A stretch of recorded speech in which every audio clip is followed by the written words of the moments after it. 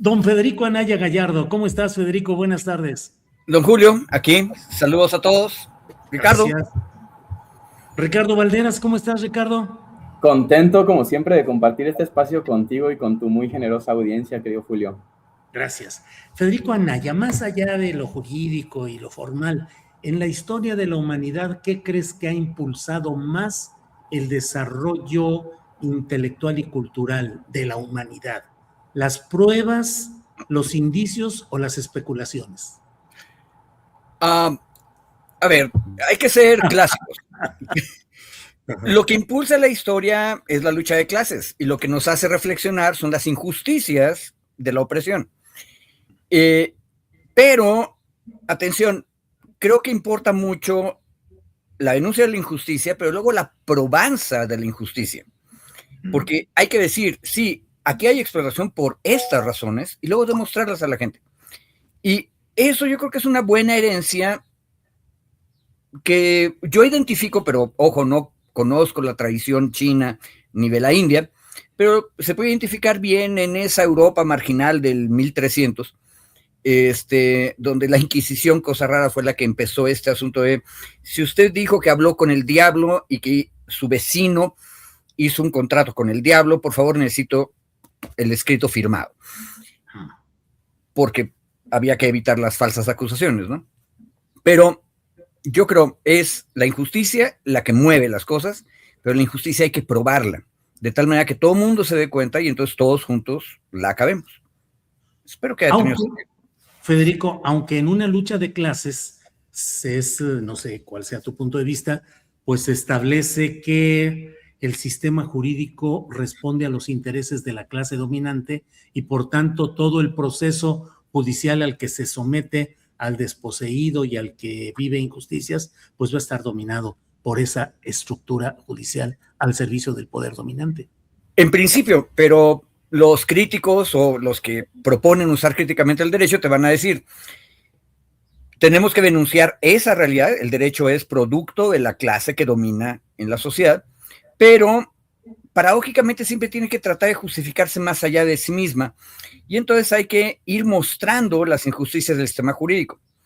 Por ejemplo, en el asunto de Sinaloa, si los Estados Unidos ya tenía lista y presentada ante un juez una averiguación previa, como decimos nosotros, ¿por qué escogió el artículo 11 del Tratado de Extradición que dice, deténlo y espérame 60 días para que te mande el expediente? No, debería haber sido por el artículo 10 que dice, aquí está todo el expediente de la acusación. ¿Por qué no lo hizo? Porque quiere abusar de su poder geopolítico comparado con México gigante y ver que nos puede apachurrar. Bien. Ricardo Valderas, en esta discusión filosófica, jurídico-política, lucha de clases y todo, Ricardo, ¿a ti qué te mueve más? ¿Las pruebas sólidas, los indicios o las especulaciones en el buen sentido? Porque ahora incluso se castiga mucho, sobre todo en redes. ¿Es una especulación? ¿Cuándo? La especulación en términos filosóficos y científicos es una forma también de ir avanzando en el conocimiento. Lo digo a reserva de lo que ustedes corrijan y precisen que son los hombres sabios de esta mesa. ¿Qué opinas, Ricardo? ¿Pruebas, indicios, especulaciones? Yo creo que ustedes dos son los hombres sabios de esta mesa. Eso es lo primero que opino.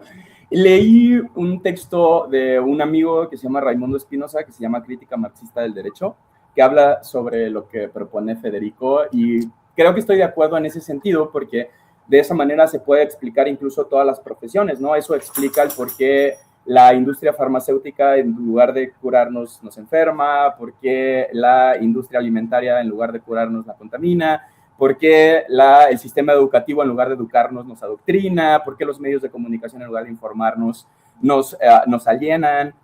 Es decir, creo que es explicativo para casi todas las doctrinas. Entonces, yo me inclinaría que, en mi caso particular, lo que me genera creatividad es el ocio. El ocio. Bien. Que es un derecho cada vez más precarizado, más regateado, entre otras cosas porque nos obligan a pensar en el autoempleo, en la superación personal, en la que tienes que dedicarte todo. No descanses, el derecho al descanso, el derecho al descanso. Está, ¿cómo se llama este filósofo coreano? Que he hecho, nunca me acuerdo bien, Chung Bulhan o algo así por el estilo. Federico, te veo ansioso por decir algo. No, nada más me estaba acordando de el ocio, pero en la visión de San Carlos Marx, el que está sentado a la izquierda del padre. Ajá. ¿Quién es el padre? El padre. En realidad debería ser la madre. Buen punto. También hay que hacer la crítica de ese derecho natural. La madre es la patria. Ajá. Buen punto. Pero Marx ya lo decía en un detalle, porque no es como sugería don Julio, que yo tengo que esforzarme mucho para luego poder descansar. No, la sociedad tiene que organizarse de tal manera que todo mundo pueda descansar y tener ocio. Y es más, que pueda decidir de manera creativa en qué momento estar creando, trabajando, en qué momento estar en el ocio reflexionando. Y todas las mezclas intermedias. Pero bueno, eso yo creo que lo propuso San Carlos ahí por el 1860, ¿no? Estamos un poquito atrasados. Sí, bueno, pues se ha hecho famoso este libro de Byung-Chul Han, que es el que habla acerca de ese derecho al ocio y dice la sociedad del cansancio y el rendimiento que nos lleva a cansarnos y a rendir. Digo, Japón es uno de esos casos ejemplares de cómo la gente tiene que estar trabajando y se ve hasta como un delito contra la patria el que no te muestres esforzado y suficientemente cansado. Ricardo Valderas, ¿qué tanto el ocio puede ser un instrumento revolucionario y transformador? Híjole, considero que en un mundo que está acostumbrado a ser hiperproductivo todo el tiempo, el ocio se vuelve un agente revolucionario, un agente disruptivo de la cotidianidad, sobre todo la cotidianidad acostumbrada a que ya la autoexplotación es un capital. Es decir, tu capacidad de capitalizarte y de gestionar tus propios recursos va a depender de tu propia disposición de autoexplotarte. En ese sentido, me parece muy revolucionario toda aquella actividad que no esté relacionada con el producir para el capital, sino generar conocimiento, autoconocimiento, exploraciones artísticas. Creo que en ese sentido el ocio sí es un placer revolucionario. El ocio para cargar batería y luego mejor producir, o el ocio para disfrutarse absolutamente en sí mismo. Es que considero que no están peleadas unas cosas con la otra. El ocio puede producir al mismo tiempo descanso, pero al mismo tiempo conocimiento, pero al mismo tiempo puede tener su propio valor. La cosa como que el eje de la discusión para mí es en lo que entendemos de lo que tiene valor, ¿no? La vieja discusión del 60 de la que habla Fede, en donde el tiempo del descanso pierde su concepto de valor porque el valor es reproducir lo que el capital te dice que reproduzcas. Ni siquiera estamos reproduciendo para nosotros. En ese sentido, creo que es muy explicativo el sistema campesino. Por ejemplo, Jalisco, que es en donde yo soy, es el gigante agroalimentario, pero producen berry, limón y aguacate. ¿Quién come con eso, no?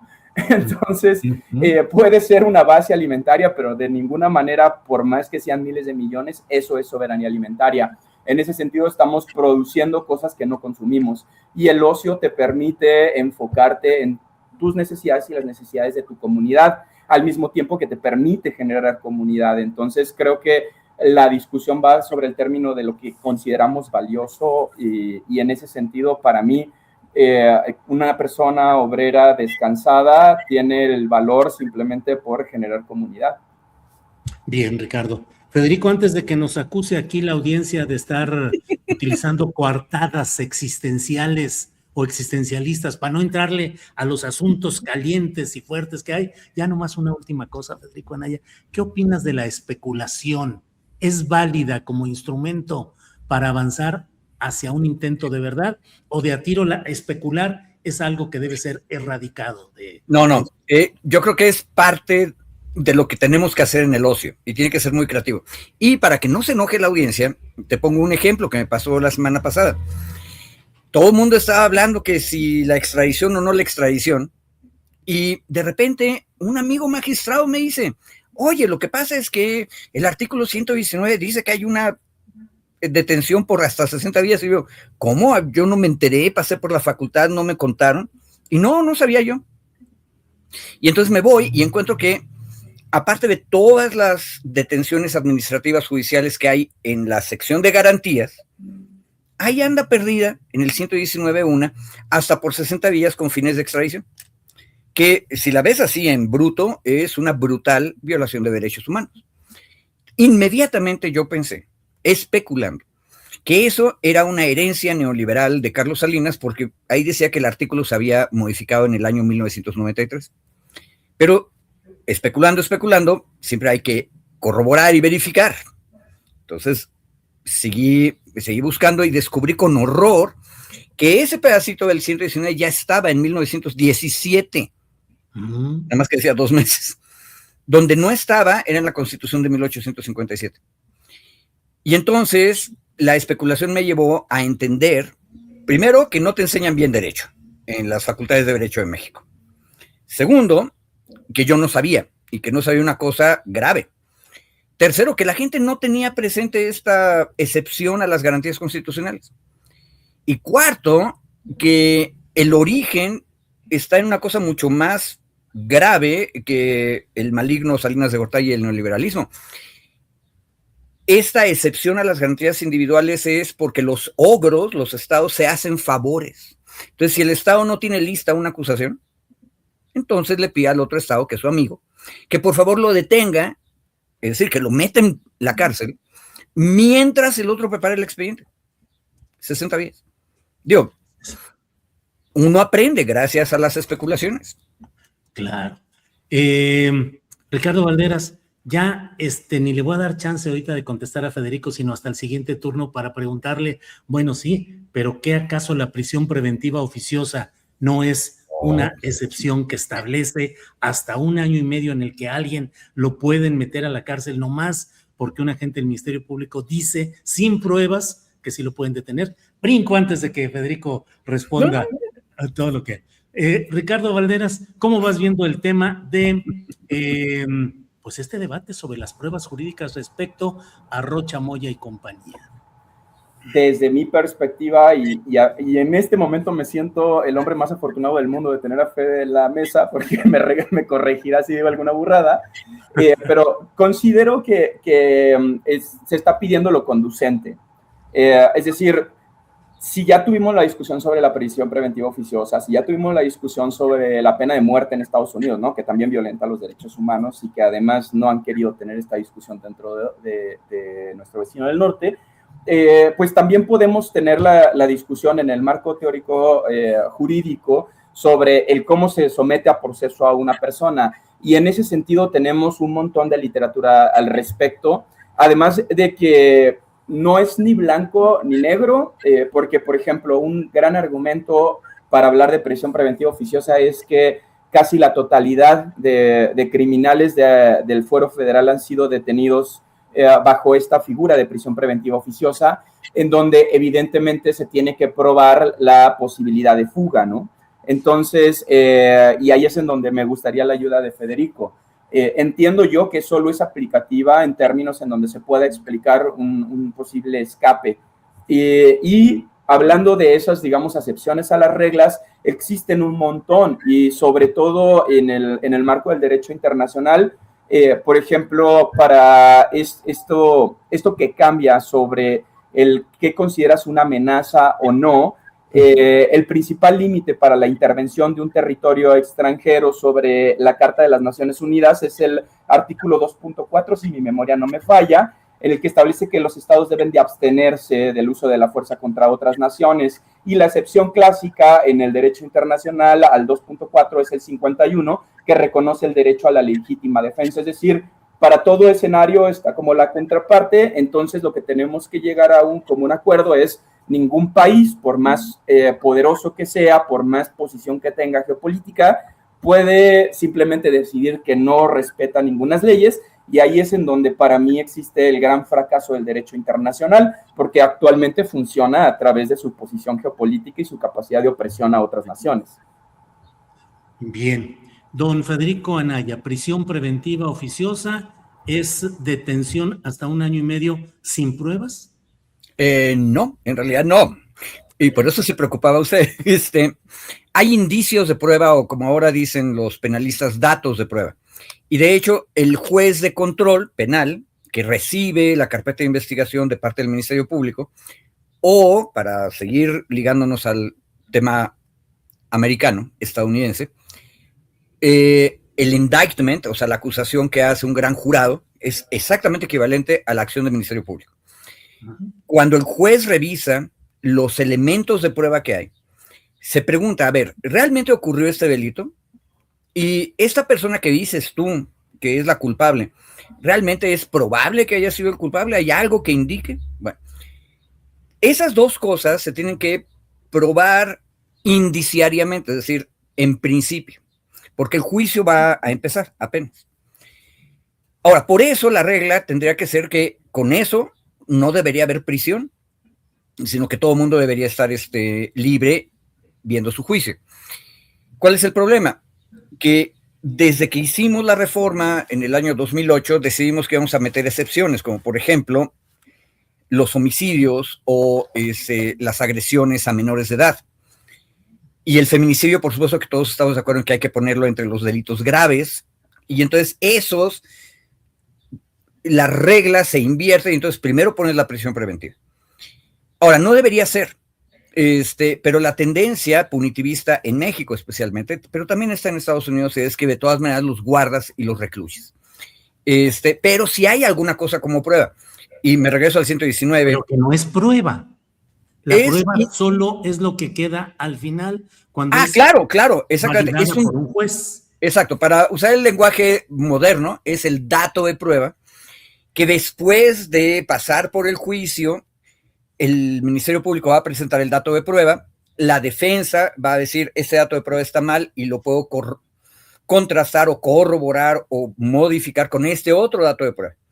Y lo más importante, los testigos que en el viejo sistema mexicano los torturaban, me acusaban y luego se morían en la tortura y su testimonio ya por escrito se convertía en la prueba absoluta. Hoy ya no se vale eso. El testigo tiene que ir y volver a decir lo que dijo y ahí es donde se caen muchos testimonios falsos. Pero entonces, solo después de ese proceso de confrontación en el juicio oral es cuando ya eso se convirtió en prueba. Y por cierto, eso es lo que sí pasó en el caso de García Luna. Porque ahorita la derecha anda diciendo que primero primero aplaudieron García Luna y ahora se quejan de Rocha Moya. Eso es lo que dice la derecha. No, falso.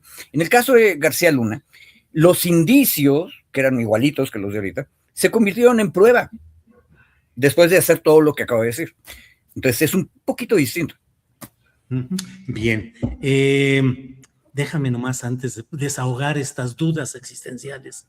Si un gran jurado en Nueva York dice haber encontrado indicios de probatorios contra Rocha Moya y compañía y le pide a su fiscalía que le avise a México, ¿esos indicios del gran jurado de Nueva York deberían ser suficientes o México debe pedir pruebas que a fin de cuentas sería la etapa final del proceso de ese juzgado? Si Estados Unidos hubiera hecho bien las cosas, hubieran pedido la extradición por artículo 10 del tratado y hubieran anexado todos esos indicios o datos de prueba. Y México no hubiera podido decir que no, porque a México no le toca decir estas pruebas o estos indicios son buenos o no. Lo que tienen que decir es, ¿había suficientes indicios, sí o no? Y entonces ahí aparece el juez penal mexicano, que no es el que va a resolver, por cierto, no es el que resuelve. Da una opinión. Quien va a resolver es la Cancillería. Que eso es una cosa que luego también se nos olvida. Todas las extradiciones en México son cuestiones políticas.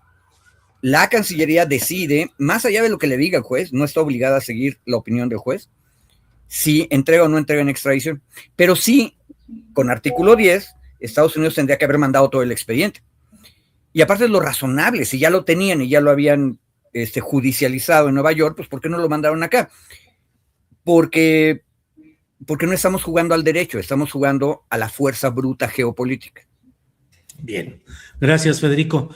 Ricardo Valderas, este debate sobre legalidad y soberanía, sobre respeto a las leyes desde el flanco poderoso de Estados Unidos en un marco de evidente agresión constante contra México. ¿Cómo ves que lo esté resolviendo la porción de la sociedad mexicana a la que tú tengas acceso? ¿Cómo lo estás viendo? ¿Con beneplácito por el hecho de que Estados Unidos esté apretando y al fin haya acciones contra el crimen organizado y la política, aunque vengan desde Estados Unidos, o reacción nacionalista de no aceptar este tipo de cosas? Mi micrófono, perdón, es que lo quito porque luego estornudo mucho. Bueno, creo que como todos los problemas complejos es multifactorial. Evidentemente, al ser Sinaloa el estado con mayor crímenes de alto impacto per cápita del país, hay gente que simplemente no le interesa a quién resuelva mientras se intente resolver.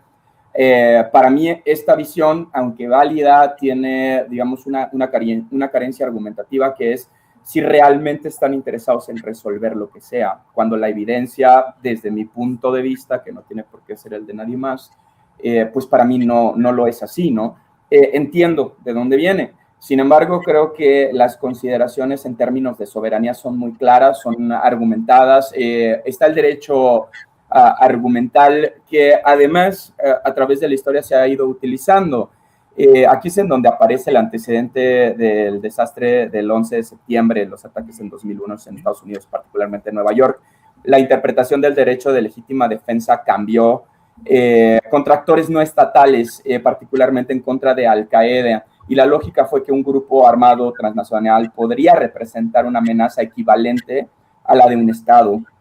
Y entonces creo que esta es una evidencia jurídica suficiente como para marcar una delimitación sobre digamos, el corazón de la litis presentada.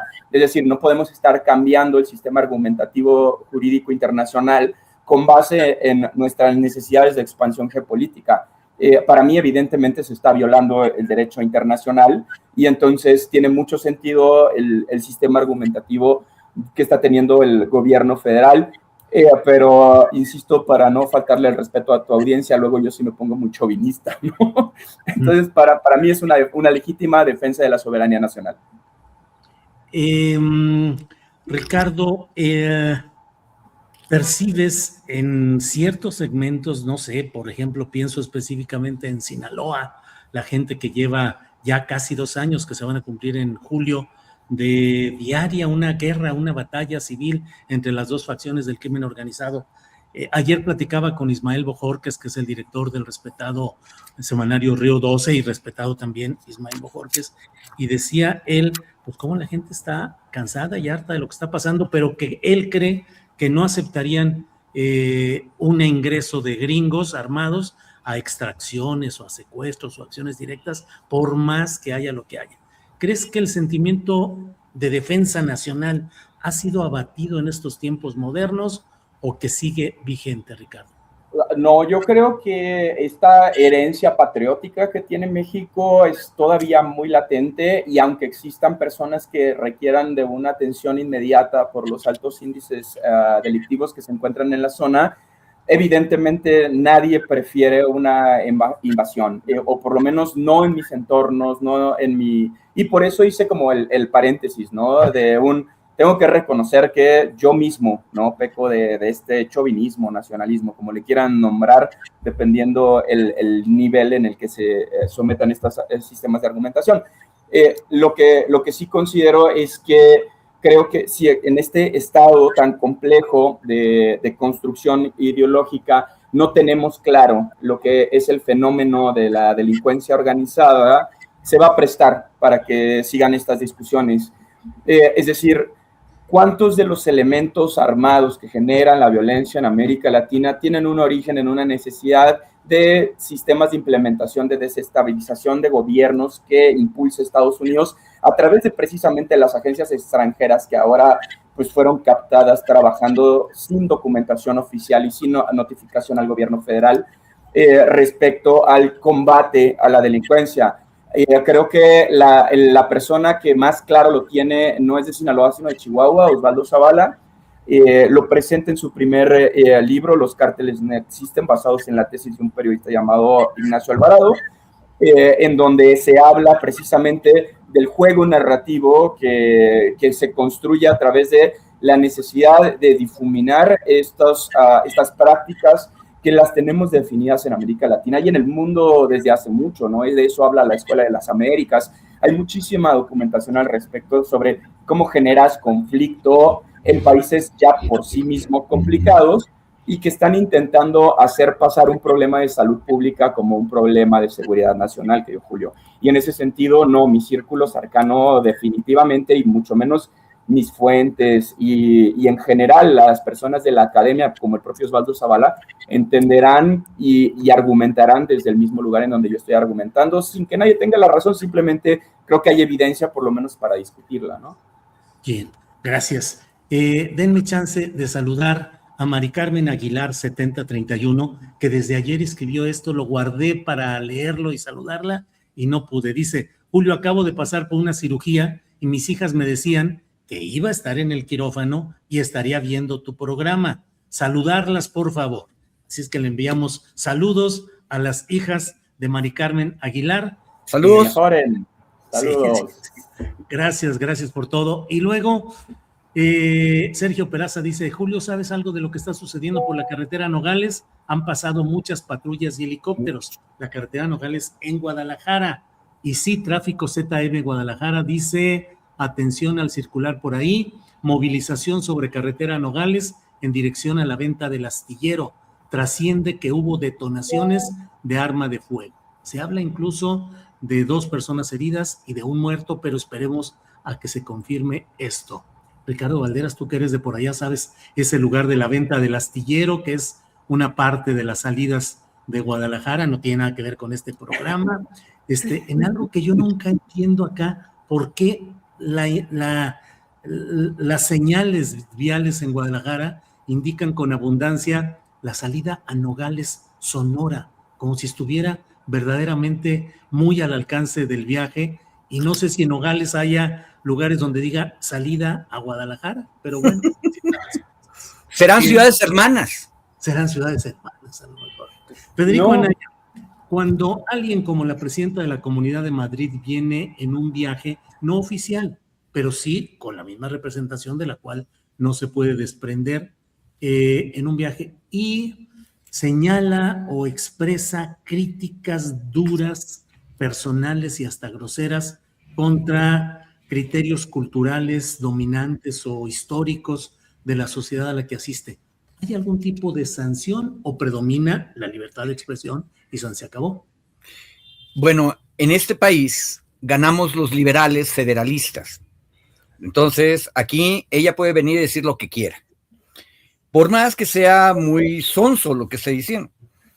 De hecho, acabo de leer de alguien de Guadalajara, por cierto, que nos compartió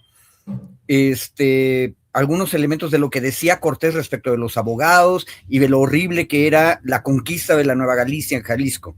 Es decir, ella viene a decir que el periodo virreinal colonial fue amor y paz, mestizaje maravilloso.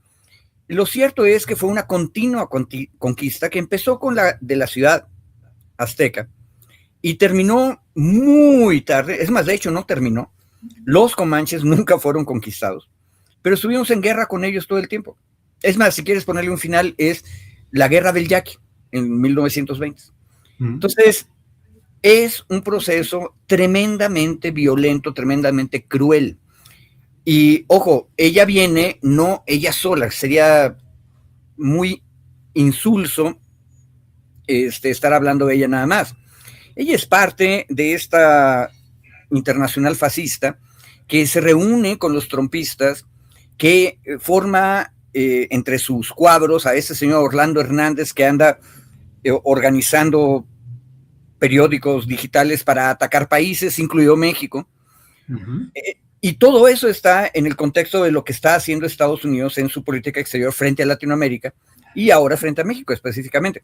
Y ojo, tiene que ver con lo otro. Fíjate, las noticias. Yo entiendo que la sociedad sinaloense, como nos dijo Ricardo, tiene una necesidad muy grande, una urgencia, tal vez no completamente meditada, de que se arregle algo la violencia que viven. Pero coincido con Bojorquez, lo más seguro es que ya puestos incluso en el peor de los momentos, a decidir si preferimos entrarle nosotros y nosotras como colectivo para enfrentar este problema, o prefiero a los gringos, probablemente van a preferir hacerlo ellos mismos. Por una razón aparte pragmática, ¿realmente los gringos van a entender qué es lo que está pasando en cada uno de los 2.500 municipios de México? No. Entonces, creo que a la señora Díaz Ayuso hay que ponerle en el contexto del gran ataque general que está ocurriendo, reírnos de las sonceras que está diciendo. Por cierto que sonso se puede escribir con 2 zetas, 2 eses o cualquier combinación. Entonces ella es con 2 zetas. Es muy sonsa. Sonso. Pero es libre de serlo. Ahora, el problema es ella más Orlando Hernández, más la estrategia contraterrorista de Estados Unidos y la estrategia de drogas, el debate del TEMEC, etcétera, etcétera, etcétera. Bien, Federico, gracias. Ricardo, ¿cómo te sientes ante esta serie de hechos amenazantes contra México? Donald Trump diciendo, si ustedes no pueden hacer las cosas, yo entro a hacerlo. La difusión ayer mismo de una estrategia antiterrorista como doctrina formal de Estados Unidos, en el que en esencia dice, vamos contra los cárteles con los gobiernos que quieran ayudar, y si no quieren ayudar, de todos modos, ahí vamos. Y con estos episodios como de opereta de la señora Díaz Ayuso, efectivamente, como dice Federico Anaya, haciendo sonceras con 2 zetas o con 2 eses o como sea, pero realmente aparentemente una debilidad de esa derecha y de ese conservadurismo, pero del otro lado un elemento que pregunto, ¿podría ser potenciador de esas derechas el hecho de la postura de Donald Trump? ¿Cómo te sientes frente a todo ello, Ricardo? Yo estoy loco, pero me siento emocionado, pero porque soy periodista, ¿no? Me encanta narrar estas cosas, pero eso no quiere decir que me emocione que le esté pasando a México. Me emociona tener la oportunidad de narrarlo. Me imagino que eso sintieron algunos periodistas, por ejemplo, cuando ocurrió la toma de Panamá. Pero como mexicano, pues evidentemente me preocupa, y sobre todo pues entendiendo cuál ha sido la dinámica global, entendiendo hacia dónde están jalando los mercados. Estaba leyendo un ensayo de Ivan Illich de 1974, en donde ya hablaba de crisis energética. Y de hecho, por acá la tengo, miren, es este ensayito. Y entonces, a mí me parece muy interesante, porque si tenemos tantos años hablando de una crisis energética en donde hay insostenibilidad, para mí una hipótesis viable, y otra vez, yo no soy científico, a mí no me hagan caso, saquen sus propias conclusiones, porque es importante que lo dialoguemos, pues lo que me parece que estamos viendo, entendiendo como el contexto un poquito global sobre la transición energética y la necesidad de pues, romper un límite que ya no rompimos como mundo sobre utilizar energías renovables, pues quienes estamos pagando los platos rotos de esta crisis de soberanía energética, pues somos los pueblos, ¿no? Y en ese sentido, lo que estamos viendo justo es, pues, la carcasa de este gran monstruo desmoronarse en sus propios discursos, desmoronarse en sus propias reglas, y viendo en tiempo real cómo las tienen que cambiar para solventar una mentira que lleva 100 años, Julio. Así me siento. Bien, pues cuántas cosas tenemos por delante, don Federico Anaya. Perdón si nos deprimí. Algo, nada más un poquito. ¿Qué hacemos, Federico Anaya? ¿Qué hacemos? ¿Nos emociona, nos desemociona el asunto? ¿Qué hacemos, Federico? Aunque estemos deprimidos, tenemos que emocionarnos. O sea, el reto es mayor y hay que enfrentarlo. Y en una de esas, todos y todas vamos a ser parte de la narración que va a hacer Ricardo. Entonces vale la pena recordar que los periodistas son algo así como los voceros de unos seres del futuro llamados historiadores. Entonces la pregunta es, ¿de qué lado está cada una de las mujeres y de los hombres en este momento frente al problema? A ver, en la novela policíaca y en la página roja tú puedes encontrar cómo Ay, voy a citar a Aguilar Camín, no puedo creerlo. Sí, en la historia de Galio, esta novela que tiene, él insiste, repite como 20 veces, que en los sótanos todos son iguales. Ahí se juntan izquierdas y derechas en la suciedad y en el lodo. Bueno, eso es cierto, pero la pregunta es, el agente de la CIA que está ahorita sirviendo a la estrategia contraterrorista que acaba de publicar el gobierno de Trump, ¿cuánto le va a pagar a quién para que haya la apariencia que le convenga al Estado interventor? ¿Qué tan grave es el incidente que ahorita nos contaste, Julio, en Guadalajara? ¿Es muy grave? ¿Es tremendamente grave? ¿O es anecdótico? Digo, yo viví en la Roma en una época en que la Roma era también violenta. Bueno, ahora es más rara, pero a mí me tocó, teniendo 10 años, a las 12 de la noche, ver a una banda de una vecindad perseguir y dispararon. Por lo menos un chavo llevaba una pistola a otra banda a lo largo de Álvaro Obregón. Eso es la demostración de que el crimen organizado ha conquistado nuestra sociedad y entonces alguien tiene que intervenir desde el extranjero para ponerlo en orden. No sé, pero capaz que lo que tú dijiste sí, pero capaz que no, y capaz que es una manipulación de un agente extranjero o nacional o de los dos. Y por eso México tiene, cosa rara, una ley de seguridad nacional que dice que realizar acciones de terrorismo son amenazas a la seguridad nacional y obliga al gobierno federal a tomar acciones en contra de eso. Ahora, ¿qué acciones se pueden tomar? Si nos ponemos medio soviéticos, pues la señora Ayuso se va a hacer sus onceras a otro lado y le aplicamos el 33. Y le vamos a prohibir a la prensa que ande diciendo todas las notas rojas. Esas son malas soluciones. Lo que tenemos que hacer es dejar que siga la discusión, pero pedirle a la ciudadanía que evalúe lo más críticamente posible los datos que van llegando. Y tener confianza en que colectivamente vamos a descubrir cuándo la cosa es realmente grave y cuándo es nada más una anécdota. ¿Un peligrómetro? Pero construido entre todos y todas. Esa es la parte más complicada del asunto. Híjole. Por cierto, los periodistas la llevan más ruda, ¿eh? Sí. La Guerra de Galio, que es esa novela que hablas de Aguilar Camín, que es un relato rescatable, digo, más allá. Está muy bien escrito, él escribe bien.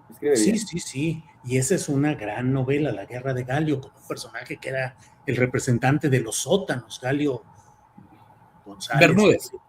Galio Bermúdez, así es. En fin, Ricardo Valderas, de lo que está viviendo este país, ¿qué te gustaría haber sido más, historiador, escritor o músico? Ay, no sé si me inclinaría ya por las artes circenses, amigo. Yo ya, la verdad es que creo que estamos en una condición en donde me encanta lo que plantea Federico, porque nos invita a reflexionar en un entorno más general. Todas las ideas sencillas requieren de contexto. Nada se puede explicar a sí mismo. Recuerdo, por ejemplo, este desfile de mostrencos con armamento que el cártel Jalisco Nueva Generación presumía, que en realidad pues eran soldaduras y armas que el 93% provenían de Estados Unidos. Y entonces el decir que este retén que entregaba despensas era el control territorial, pues ¿de parte de quién, no? ¿Cuál es la metodología? Yo considero que estoy a favor de lo que plantea Federico, el monstruo de la ética que nos regule, ¿no? Es decir, que frente a nosotros tengamos un modelo que sea transparente del cómo llegamos a nuestras conclusiones, sin afán de tener la razón, simplemente de mostrar ahora sí que las evidencias con las que llegamos a nuestras propias ideas, y entre muchas varias ideas, buenas o malas, podemos construir una nueva realidad. El problema es que creo que perdimos esta capacidad de ver fuera de la caja del capital. Hace unos días publicaba, por ejemplo, que imaginemos un espectro radioeléctrico colectivo que esté normado por la posibilidad de difundir mensajes que no violenten a la audiencia y que sean transparentes. Pero esto no se puede pensar porque como no es un negocio, se sale del esquema de la ganancia, aunque el esquema de la ganancia es tan precario que siempre ganarán quienes tengan más dinero, quienes tengan, aunque tengan peor contenido, pero como tienen audiencia, como tienen apoyo, como tienen monopolios, pues eso siempre va a ganar. Y entonces nos impide pensar el el cómo hacemos lo que hacemos de mejor manera, y en ese sentido y en ese desasosiego es que yo creo que me inclinaría por las artes circenses, amigo. Federico, ¿cómo ves? Oye, sí, Federico. Cosa extraña, me acabo de dar cuenta que yo prefería volver a ser abogado. Pero qué masoquismo el tuyo, oye. Sí, pero ya bien pensado y más en serio al estilo de Gandhi. Hay un detalle. Lo que nos acaba de decir Ricardo es completamente cierto, pero pensemos en los márgenes. Pese al dominio en los medios de comunicación de estas empresas capitalistas que son los grandes medios corporativos, de pronto, y cuando decías tú, los que pueden crear audiencias, etcétera, me acordé del influencer, el Fofo Márquez. Pero la dinámica que le permitió a él crear esta audiencia gigantesca y volverse tan famoso, en el caso particular de él, lo lleva a cruzar la raya entre lo evidente, completamente ilegal, frente a todos los ojos imaginables. Agrede a una mujer y aparte, pues como hay tantas cámaras, lo podemos probar y el compañero está ya condenado en segunda instancia a una larga condena por homicidio en grado de tentativa. Feminicidio en grado de tentativa. Y tenemos también un caso en Tultitlán de un par de jóvenes padres que trataron de matar a su hijito recién nacido. Y que podrían tener una condena similar a la del Fofo Márquez, pero son una pareja completamente distinta en lo social. Y lo interesante del punto es que pese a el dominio de lo capitalista en los medios, la sociedad mexicana se pudo enterar de los dos casos y por lo menos empezó ya una diminutita discusión acerca de cómo hay que aplicar el derecho. Este señor puede ser todo lo machista que quiera y misógino en sus redes sociales, pero no puede tocar físicamente a una mujer real.